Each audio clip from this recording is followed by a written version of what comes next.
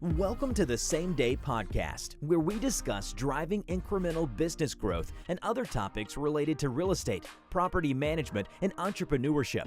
Now to the show at hand. Hi, I'm Walter here, host of the Same Day Podcast, where I connect with top business and real estate leaders. Today we have on Wynn, owner and operator of Wynn Plumbing. Today's episode is brought to you by Keyrenter Property Management. At Keyrenter Property Management, we are a full-service property management company helping our clients buy, renovate, and operate real estate assets.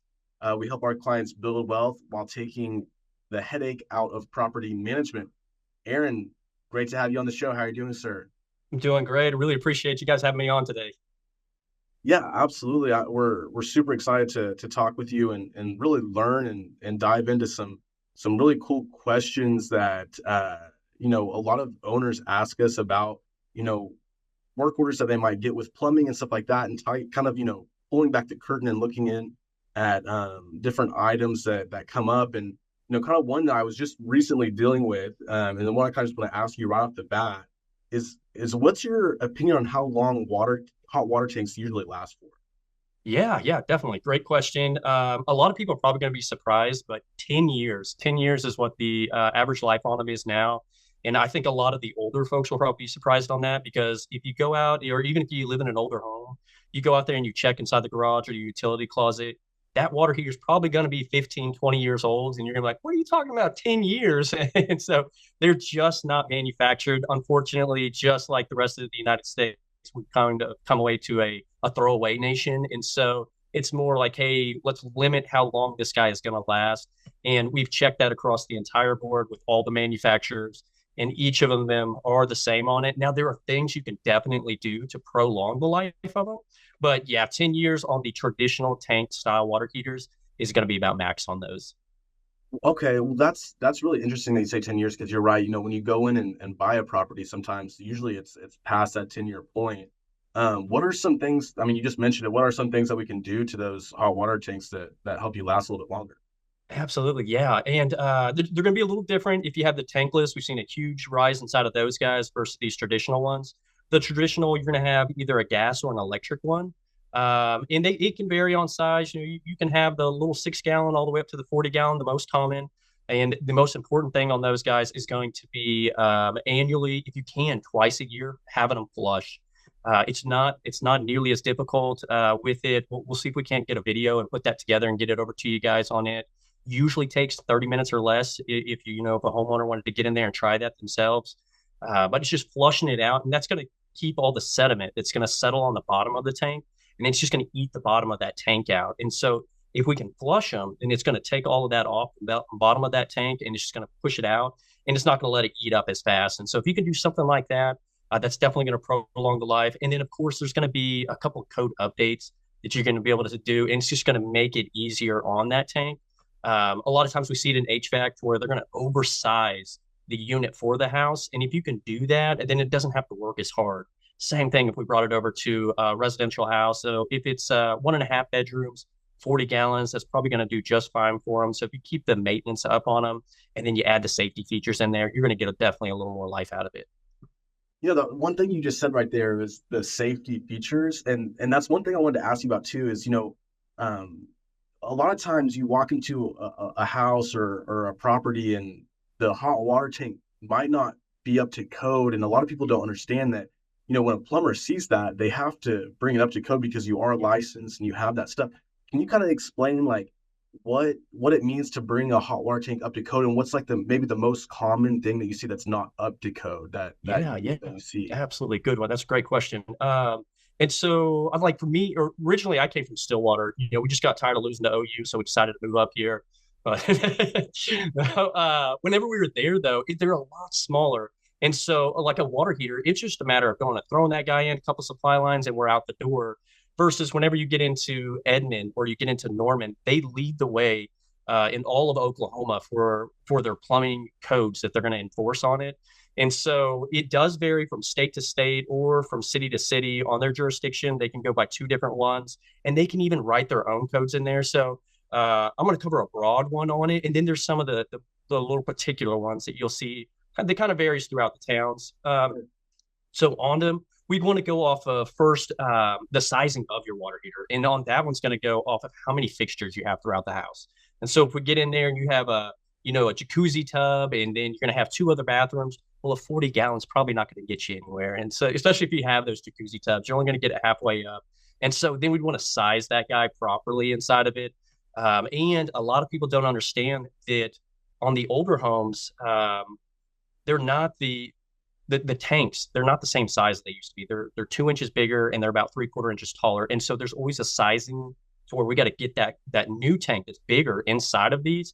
And a lot of people don't see that. They're like, oh, well, what am I going to do to make up the room? And so you can go with the more expensive option, and they call it a CBG or a skinny water heater. And we're going to throw those ones in there.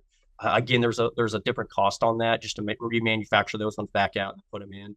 And then once we do get the proper size of the water heater, then we're going to go into the important things. For me, probably the single-handedly most important part is going to be the T&P, or the temperature and pressure relief valve. It's a little brass nipple that sticks out on the side. That guy, it is definitely your most important safety device on there.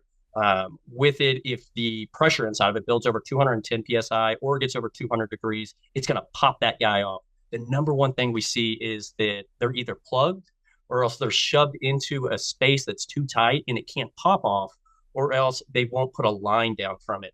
What that's going to do essentially is make a giant bomb right there inside of your house. A good episode on Mythbusters is where they went ahead and they plugged it off and they aired that guy up to maximum pressure. It blew up. It shot it up about 300 feet in the air. It's 157 pounds with no water in it. So whenever that guy's coming down, it's going to kill somebody, or it's really going to damage something.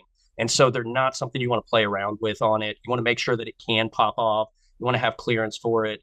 And then even having a line coming down with it. And so it's going to have to be the proper material inside of there. Because if not, if 200 degrees, if that pops off and it hits you on the skin, especially a little kid, it's going to instantly scald them. It's going to take that skin right off of there. And so even for adults, but I always think about for elderly and little ones, that's why it's so important to us. We've seen it firsthand where it was forgotten on there, and then it blew off, and it ended up getting a couple individuals.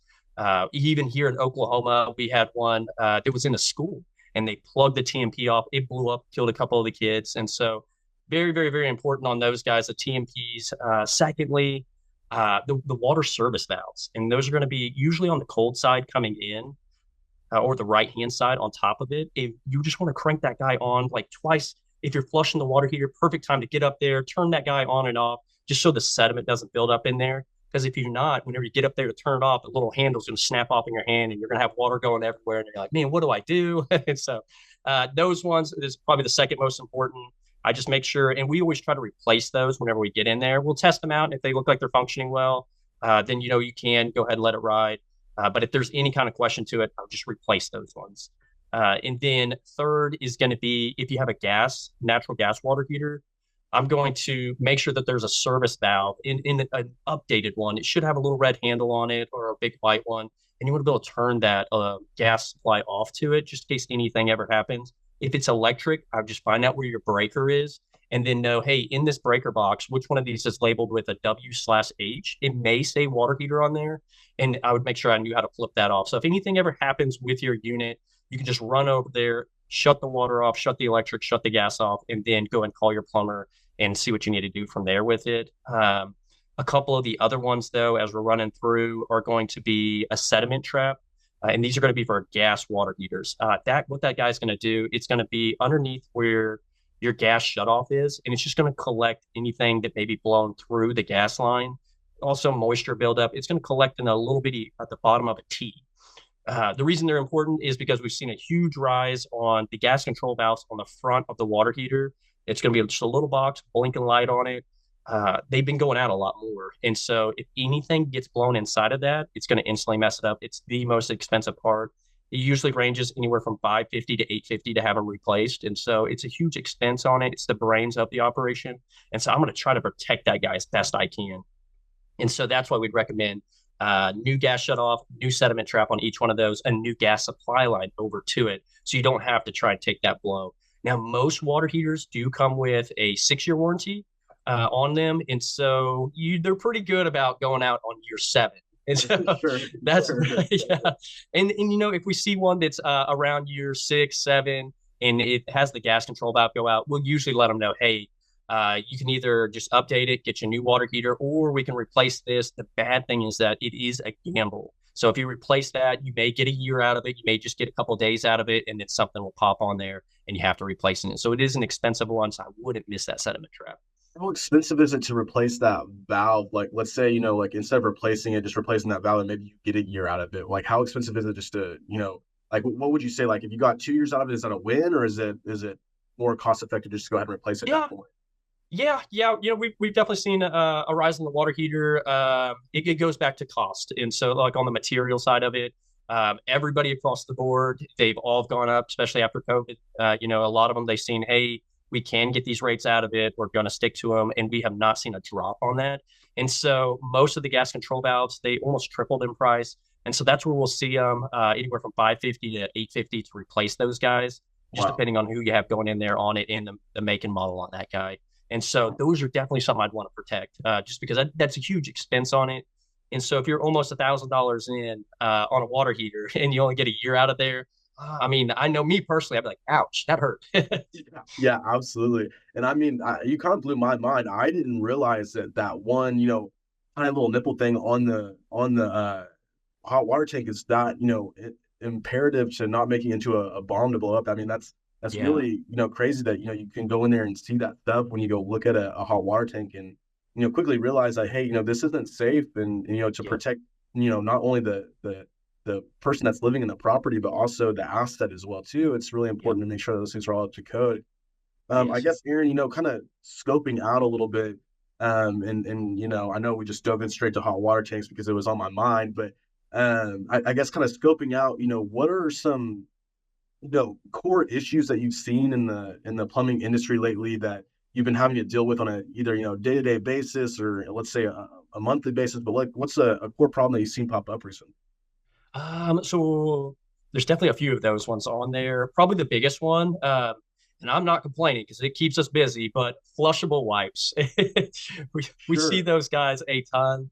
And if you have updated plumbing on your drain lines coming out, so if you have PVC on it, it's a little more forgiving on there. It doesn't snag as easy, but usually we see older homes and they still have the cast iron. I do love cast iron. Every material has its place and its timing on it, but it just creates it's going to be metal, and so it's going to have buildup inside of it, and so we're going to see little burrs and stuff like that, and so it's just going to make it easier. If you can't get your toilet paper and just get your thumb and your pinky when it's wet and just spread that guy and just rip it up, it's not going to really disintegrate like you would think it would. And so that's just going to make it more easier to get snagged inside of the line on it. And so we see a ton of those, even the ones that say flushable wipes. And of course, the hygiene products, we always just recommend on any of those. If you just put it in a bag, throw it away, not send it down the drain, that's ideal. But we get it, we see them every day. Every day we get to go over there and rod those ones open. Um, Another one, which is kind of surprising, even if you do have the updated, you have PVC on it. We have these devices called a backflow preventer, and it's just going to be right after your clean out outside. It's going to be a little flapper that, as everything comes by, it lets it go by, and then it closes back. And so if the city ever comes and they're jet rodding their line, it's going to press up against and not allow that water to be blown inside the house. But what we normally see with them is where that space in that chamber is with the flapper, it tends to get caught. And so the flapper will actually clog up.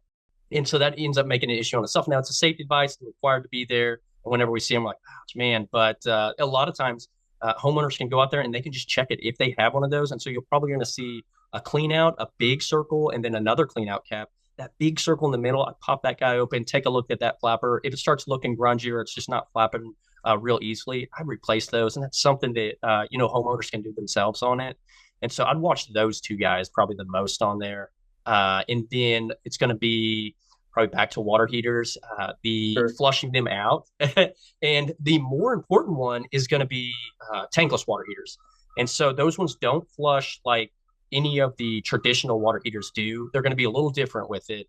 You have to actually hook up some pumps to it, get a special chemical, and you're going to push all that through for about 30 to 45 minutes. And so Wow. it's a little bit of a process, But we'll even see if we can get a video over for you guys on that one. It's definitely something homeowners can do. If they're like, hey, I'm a hands-on type of guy, then we could definitely get that one over there. It's definitely doable with a little kit. But if you don't flush those ones, yes, they do have a 16-year warranty on them. They will go out in about 2 to 3 years if you're not keeping up with that regular maintenance, though. So how often on tankless hot water tanks do you flush that out? Like once a year, like you said? Yeah, I would do at least once a year. So Oklahoma, we have some pretty hard aqueducts Sure. around. So, Stillwater is actually the softest of them, and we've even seen it pretty hard over there. Once you get to the Oklahoma City area, yeah, our water is pretty hard. And so if you have a whole house filtration, then you could probably get away with just once a year. I would definitely recommend doing some kind of filter or house softener, something on there. That's going to take it down a lot. And so that's one question that we always ask them. We're like, hey, they're like, Aaron, I really would like to get a tankless. And then we ask them, hey, do you normally keep up with your maintenance? Whenever you go through the house, are you turning on and off all of your faucets and the stops? Are you flushing your water heater normally? They're like, well, I don't know. And just ask them, do you keep up with your oil changes in your car? And he's like, well, I forget about it a lot. It's probably not a good idea then, because if you don't flush it once or twice a year, you're going to have problems with it. They are great, though. If you stay on top of them and you keep the maintenance, then you could definitely get the 16 years out of it. You do have endless hot water. It does take the gallons per minute down, and so not as fast of a flow going through there, but that's just because it's having to go through the entire cycle. And with a 98% efficiency, you guys are really getting the bang for the buck. But again, you just got to keep up with the maintenance on it.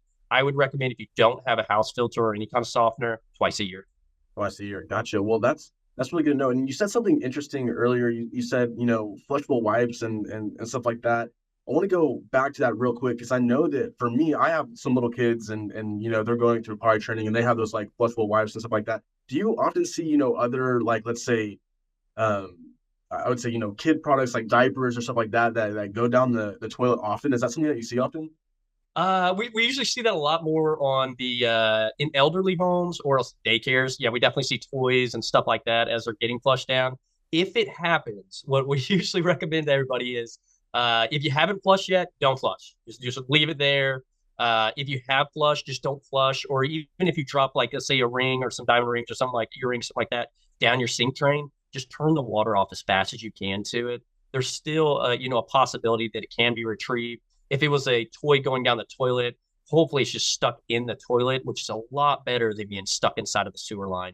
Just a lot more work goes into it if not. And so if we can retrieve those guys out, that's your best chance on it. But yeah, probably the flushable wipes, tampons are the biggest ticket items. And then if we're going to go to elderly or else daycares, yeah, it's going to be toys. And we've definitely seen some diapers in there. Oddly enough, probably the weirdest ones though, are if you have trees that are overhanging over your house on the roof and the rubbing, squirrels will tend to go ahead and jump off and get onto the roof. They will go over to the vent stacks and they're just curious. And so they'll go ahead and they'll start trying to check them out. Well, they'll fall down in them and then they'll die down in there and they'll swell up really big. And it'll take you a couple hours to get them out. It's just a lot of work to get them going. And so if you have even some chicken wire, anything to kind of cover those up. Now, you don't want to block them off because they need to breathe, but just some chicken wire, something that allows it to still breathe. And if you have overhanging trees, just maybe put that over the vent, zip tie it on there. They even make little covers for it. That'll definitely save you some trouble. I was gonna ask what's the most interesting thing you found, but I think a squirrel that's crazy. I would never have thought that. That's super interesting. Yeah. I guess going back to another thing that you said too, it intrigued me was, you said if it's copper pipes versus or cast iron or whatever you said, versus the PEX or the PVC pipe. Talk to me a little bit about that and kind of where you see like, hey, we should go ahead and replace these, or do you keep the cast iron? I kind of tell me about your thought process on that.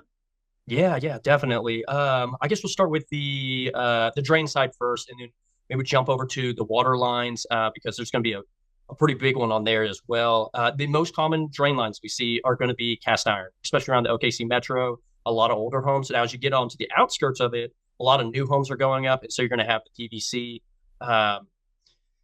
PVC is not indestructible, and that's probably something a lot of people are like, well, I haven't they updated, but 8 years ago, I think it was, we were going through a pretty good drought, and what we'd seen with it is the ground started shifting in spots, and whenever it did, it is plastic, so it would just shear it right in half.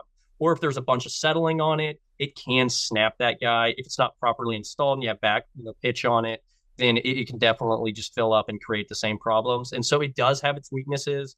It's definitely something we do prefer, though, is the PVC. It goes in a lot easier. And of course, the cost is going to be much more effective than if we were going and throwing a cast iron in there. But there's a time and a place for them. For instance, government buildings were not allowed to put PVC inside of there because if there's a fire that goes on and it's burning that PVC, it actually puts off a chemical that is poisonous to humans. And so that's where we usually see that at now versus if you have a residential. Normally, if the house is on fire, then it's pretty well gone. And so you don't have to worry about that as much on it. And so whenever we make repairs, we would normally go back with PVC, though, as our adapters on there. And so if there's, say, a section of cast iron that was split on the bottom, has a bunch of chemicals ran through it, or anything with it, or it's just finally got to the age to where, hey, it's just starting to get brittle on there, we're going to cut that section out. We're going to do some reinforced bands. And that's one thing I would check whenever you do look at, repairs that are being done on the property, is the materials that they are using on it. You don't want to use thin wall PVC. And it's exactly like it sounds. It's just a much thinner product, and it has a tendency to egg itself out or it's just split really easy. We see a lot of guys trying to use it just because of how cheap it is, and you don't want to go too cheap on your stuff, especially on the plumbing side. Even HVAC, electrical, you don't want to go cheap on those. You just want to make sure they get done so you don't have to keep coming back for it. And so on new construction houses, you're going to see the PVC. The older ones, you'll see the cast iron. If you have what is called Orangeburg, I would definitely, you have a very limited time on that. And that's what we're going to see out in the yard. And so if your plumber tells you, hey, you have an Orangeburg, I would just really consider like, hey, let me bite the bullet. Let me get that updated so I don't have to deal with it again. If they have concrete or clay tile lines, that means they're somewhere around 50 years old on your sewer. You've gotten really good life out of them. And so on those ones, I would think about updating it. If you do have the cast iron, I'd send a camera down there, inspect it, see what the integrity looks like. If the rest of it looks good, but you just have a section, then yeah, you could go in there and just cut that section out and replace it with some PVC and then check the bands that they're using. They want to have a metal reinforced band so nothing else happens down the road as it starts to settle. It doesn't start pulling away from itself. Yeah, I think that would probably cover on the drain side of it. Unless you had a question about that one.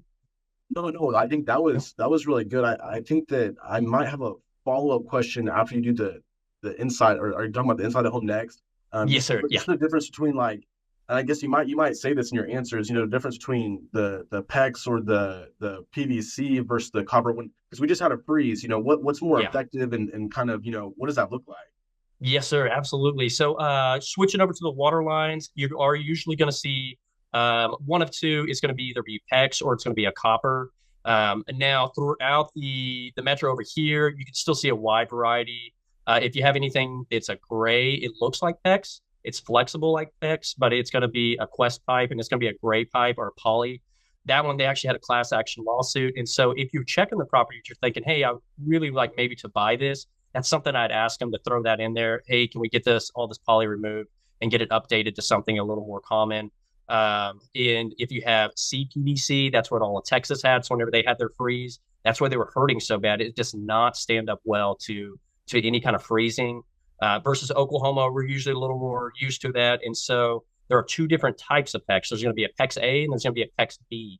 Whenever they say that they're going to replace that with the PEX, ask them to do PEX A. It can actually swell up and then come back down. It's not as susceptible to freezing and bursting. And so that's something I would definitely ask. Now, they definitely can do it. We had a crazy freeze. Luckily, it wasn't very long. But as we've seen that, we even seen PEX A where it actually froze and it burst on it as well. And so insulating is going to be your best friend and stuff. And so that's probably the big thing that we don't see is houses insulated. It's not really something you think about, though, whenever you're inside of there. You're putting everything else in there cosmetic wise or even updating some of the plumbing and stuff. But if you can insulate a house, you're going to be well off on it. I know that whenever we will do the repipes, we're going to go with PEX A and we'll run them overhead. Well, then there's a fear of, hey, I don't want, a water line up in the attic freezing and busting and flooding everything out. And so on that one, as we run them through with our company, we make sure not to throw any fittings up in the attic. We're going to go ahead and we're going to bring that back down inside the wall. We're going to insulate that with some piping insulation. But even still, we always let the homeowner know, hey, make sure you get a couple more bats out there. get it filled up. If your insulation is below or at the same level as the rafters, you basically don't have any insulation. And so I'd make, say, either some spray foam or get the blow-in insulation. I would just get some insulation up there, and that's going to help out a lot with it and keep them from freezing. Um, if you do end up having your pipes where they do freeze, then what we would recommend on it would be to go ahead and open up all the cabinets where any of the faucets are. And then you're going to want to run the faucet and not just drip it. It's usually a misconception on it. They're like, hey, well, I was dripping it. You want to run that. About a pencil-sized stream should be coming out of there. And that's combined with the hot and the cold. Just both crank them on a little bit, pencil-sized stream coming out of it. I would stay there a little bit because one thing we had seen was the drain ended up either freezing or else it was stopped up. Well, then it overflowed everything. And they're like, well, I was doing everything I was supposed to. It's like, yes, you were. You ended up getting the short end of the stick on that. Another one, we had a girl this year. It was one of your guys's, to where she goes, well, everybody told me to run my faucets, and she was running the outside ones. And so, no. Yes, needless to say, it froze, it burst. And after I thought about it, I was like, well, I never have specified that. But no, you do not want to run your outside faucets. In fact, you want to make sure on those guys, you're disconnecting the hoses. Yeah. I didn't know that happened. That's actually super interesting. I mean, I've never specified whenever we, send that out, you'd assume that we've covered the outside faucets, with the little insulators, and then, we're dripping the inside. And that's a really good thing that you said is always having a pencil stream, because we have those in our templates when we send those out to the tenants, but sometimes I just read, drip the faucet, and, they put it on a slow drip, drip, drip. And, that's really not going to do anything for you because it's not, doing it. What happens, or what's your advice if, let's say, it freezes on the inside of a wall? I mean, is that still, obviously still open up the cabinets or anything like that, but what if it's inside of a wall or something like that? What would your advice be to that person? Definitely. And so usually what we'd recommend on them is go ahead, open all the drawers up. If your water heater's outside in a little, like a utility closet, I get a little space heater. I point it over there towards the back of the wall. And then I'm going to go to each one of my faucets, and I'm going to open the cold and the hot all the way. Now, say that you open the hot and you have perfectly fine pressure coming out of it. We'll go and bump that down to a little pencil-sized stream, but leave the side that is frozen all the way on. And so that way, whenever it does thaw, it's going to go ahead and it's going to open up. It's going to relieve that pressure instead of putting the pressure on the pipe itself. It's going to have somewhere it can go. And so we want it to come back out of the faucet. Something we typically do see with that is, hey, it thawed. Now I have no pressure in this faucet over here. And that's just pieces of the inside of the pipe have flaked off. And so they've come through and they've gone into the aerator. Simple fix. You can always just take that guy out and flush it. I would let it continue to run, though, for a good 5-10 minutes after it thaws.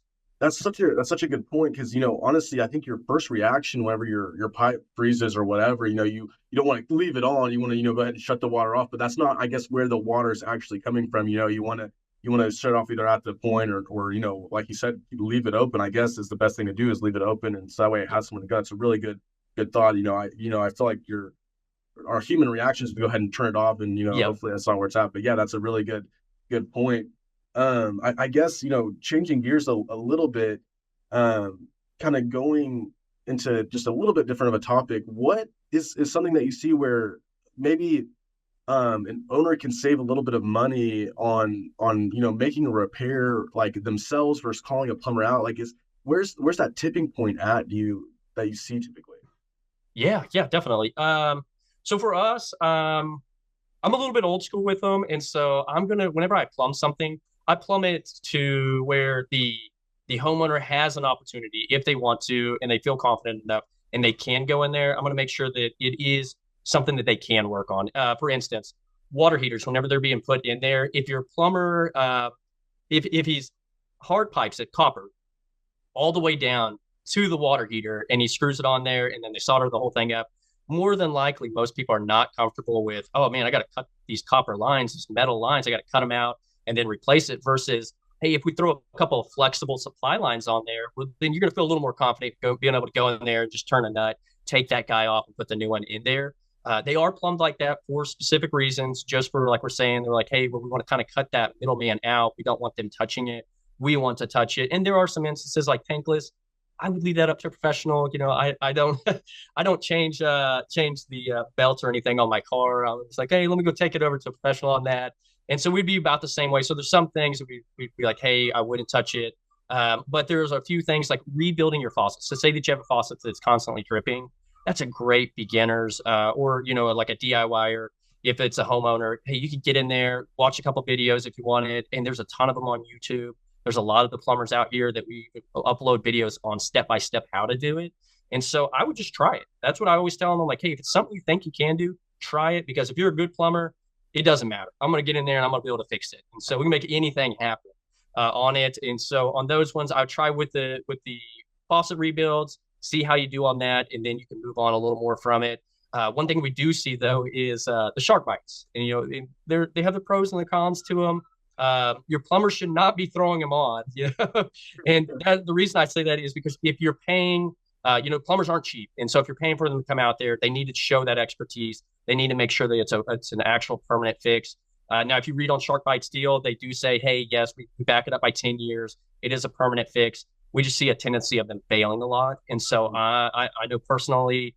If it's going to get you out of a pinch, by all means, go ahead, throw that guy on there. But just don't be surprised when later on it ends up leaking or blowing off or anything like that. So I wouldn't put it in like up in an attic. I wouldn't put it inside of a wall or anything like that. I'd be really cautious on it, some of those. But if you're stuck out on, holiday weekend rates or even more, by all means, go in there, try it out, get your water going again. Whenever normal business hours come back in or rates are normal again, I would have a more permanent fix as it comes back inside of there. But for me, I always tell them, hey, give it a go and then see how it goes. And if it doesn't go well, by all means, give me a call. There's simple stuff like the toilet flappers. I think, I change my own oil. So I would change my own flapper. Sure. Yeah, that's a good way to put it. Now, I guess maybe a different question, but kind of along the same lines is, where is it smart for a homeowner or an owner of a property to spend a little bit more money on something that would, maybe last them longer in the long run versus, the easy, simple fix. Like I know we talked about that a little bit on a hot water tank, fixing that, just go ahead and replace it at the 7-year mark after the warranty's up, because most likely something's going to happen pretty quickly. But what's another, example of that you see kind of often? Yeah, definitely. Water softeners. If you would spend a little more on or water filtration, I should say, especially on the rental properties, usually with them, you're probably not going to have your tenant taking the salt inside of there and dumping it and keeping up with that regular maintenance on there. And so I'd go with the whole house filtration. They are a little pricey on it, but if you can get those in there, it's going to save you on the water lines themselves. You're going to get more life out of them. The water heater and all the fixtures throughout the house, you're going to get a lot more life out of it, almost double in some instances on there. Especially the water heater. The water heaters themselves, there's a couple of deals you can do on that. They are upgrades with it, but where the valve is that you're going to constantly flush your twice a year flushing that guy out. There's a little water hose that will connect to the bottom of it. Yeah, definitely. So that one is going to make sure that you're getting everything out of the tank instead of just like, it's going to double the size of allowing all the sediment through. So if there's a bigger sediment buildup in there, it's going to allow that through. Even a sacrificial anarod, and what that's going to do is it's a piece of metal that sticks down inside of there, and it's going to draw all the sediment. So it's going to keep it off the sidewall. It's going to keep it off the bottom. It's going to draw it over to that and eat that metal up. And then you can change that out, every 3-4 years and put another one in there. They have electronic ones. Those are going to prolong it. There's even these little adapters that sit on top of the tank.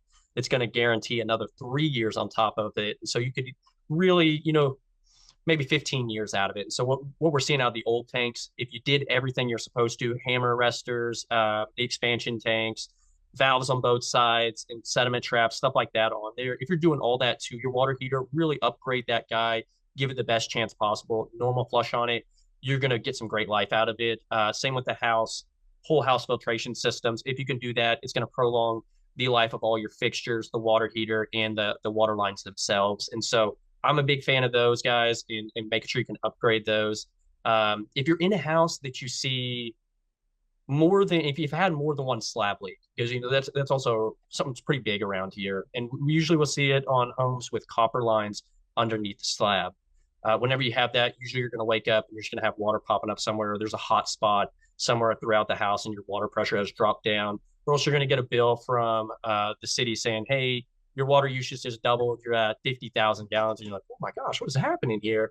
And especially if you go outside and you're looking for that much water and you don't see it anywhere, well, it's just creating a void underneath the house. And so those ones, I wouldn't go too long with them. And if you have more than one of those, I would go ahead and I would just replace all of them, update them with the PEC system. So that way you don't have to make another claim on it. A lot of insurance companies, they will work with you guys on it.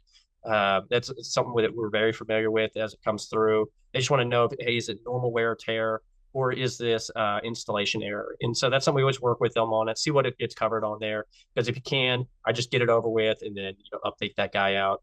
Same with the old lines. If you have the Orangeburg, the cast iron, if you do have the thin wall PVC, any of those, I would go ahead and I would just pull all that stuff out and I would get it replaced. Because anytime that one of those backs up, it's never a convenient time. I mean, you'd be surprised how many Christmases that we get called out. And I know all the other companies, they're the same way. They're a lot higher on those pricing, and so it's never convenient. And so if you can just get ahead of the game on some of this while you do have a little bit of extra revenue coming in, I'd go ahead and I would just update that. It's the same across the board, probably with all the other trades. If you see something on your HVAC unit, instead of trying to just get that along, I'd go ahead and just get that guy updated. And so you don't have to worry about that. And it's just at that point, like on a lot of the plumbing, if you do your water lines and your sewer line, you're probably not going to have to worry about that for the next 20 to 30 years. And so those ones, I would just go ahead and get that taken care of. And then it's just straight revenue coming in at that point. Yeah, absolutely. I mean, I think that's great. Is fix something the right way when it's needed, and save you a lot of money in the long run. I feel like that's really common and something that we try to encourage people to do, because if you don't fix it right that first time, then it's just gonna, like you said, limp along and then cost you more money in the long run if you don't take care of it right way the first time. Yes, So I guess I know, just to wrap this up, last question here for you. Something that a lot of people have been seeing, and I think it covers every industry over the last probably 3 years specifically, where we've seen a bunch of inflation and stuff like that. But I'm sure everyone's seen prices go up in about everything. I mean, not only in plumbing, but just in cost of goods and living. What does it look like on not only like us just paying the bill of, oh, we're going to pay a plumber, but like on your end, I know that the prices of your material and the tools that you use have gone up. Kind of tell me what that's looked like for you and how you've been able to adapt to it. Yeah, definitely. Great question. We definitely have seen a huge uptick on materials. Of course, it really started at the whole COVID deal and the pandemic as it going through. We even seen almost overnight, we'd seen on the sewer replacements and the drain materials where they tripled in price. And so what we used to be able to go and get a stick for $150, they're over $300 for a single 20-foot stick. And we're like, wow, what happened with this? Now for that one, there was two manufacturing plants in the United States. One of them was down in Texas, the Charlotte, and that they had a shortage on their plastic. And so they couldn't, make the PVC piping. And so whenever that happened, we had to use up all the supplies we had. Well, of course, we've seen prices go up. Now they did catch up, but since then, it's maybe come down to about half of that. The rest of the materials that we've seen throughout there are up at least 30%, is the lowest I've seen across any of them. If it's the PEX, if it's the brass, if it's the gas fittings, all of it across the board. We've checked several of the manufacturers. Now, we try to always keep it local if we can, so we use some of the local companies around here. But even as checking outside of those guys, we've seen that, hey, even them, they're hurting themselves. And so everybody across the board has definitely gone up. Water heaters, they took about a 40% jump from where they were on it, and it doesn't look like anybody's coming down anytime soon. And so that was something we even had to rework our books. And when you do get to a point, I know that plumbers catch a rap for just charging an arm and a leg, but once you really put the numbers down on there, when we had to rework ours, we asked these other companies, hey, where are you guys at with it? And every one of them had to do the same thing with it, just to try and compensate on that back end. So it's definitely not just all us. No, not at all. But I know that everyone across the nation has been seeing that, and as costs go up, it hits the bottom end for everyone. So 100% understand that and kind of know exactly where you're coming from. But Aaron, I mean, it was great talking to you. We were talking to Aaron Wynn, the owner and operator of Wynn Plumbing, out here in Oklahoma City. Aaron, one last thing, tell us, where can we learn more about you? Do you have a website, or where's the easiest place to find you? Yeah, yeah, definitely. So we do have a couple different ones. We do have Facebook. We have an Instagram. We're going to try to get something going with you guys, with getting a couple of videos uploaded to YouTube and stuff with it. So that way, if any of the clients do have something, they'll just go over to the Keyrenter website and be able to check that out. But it's going to be wynnplumbingllc@gmail.com for our website, and Wynn Plumbing LLC for our Facebook. We'll see if we can get you guys some links on those as well. And then, like I say, we're going to try to make some videos with you guys to where the easier stuff, like flushing the water heaters that we're talking about, or maybe some of the updates. And so you want to see like, hey, I would like to put a picture to what it is that I'm paying for, to see what I like by getting the most bang for my buck on that. So we'll see if we can't cover a few of those and put a couple of them up. So for some DIYers. Awesome. Well, Aaron, it was great talking to you. I appreciate you taking the time and doing that with us. Again, this is Aaron Wynn with Wynn Plumbing. Thanks for coming on. Thanks for listening to the Same Day Podcast. Tune in to a new show each week and be sure to subscribe to get future episodes.